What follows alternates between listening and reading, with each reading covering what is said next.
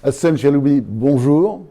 Bonjour. Alors vous êtes à Marseille là, pour présenter Les combats d'un imam de la République. C'est votre dernier livre aux éditions du Cherche Midi. Vous êtes un homme menacé, traqué.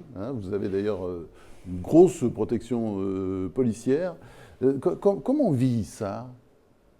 C'est un prix très difficile. C'est le prix de la liberté. Tout à fait.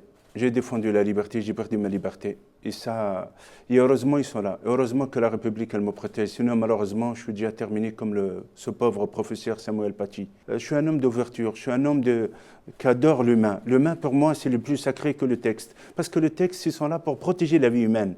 Je suis un homme qui développe entre l'amitié israélien et palestinien et de ne pas emporter le conflit israélo-palestinien en France. Je suis fier de cette laïcité, mais je ne suis pas fier de cette lâcheté aussi.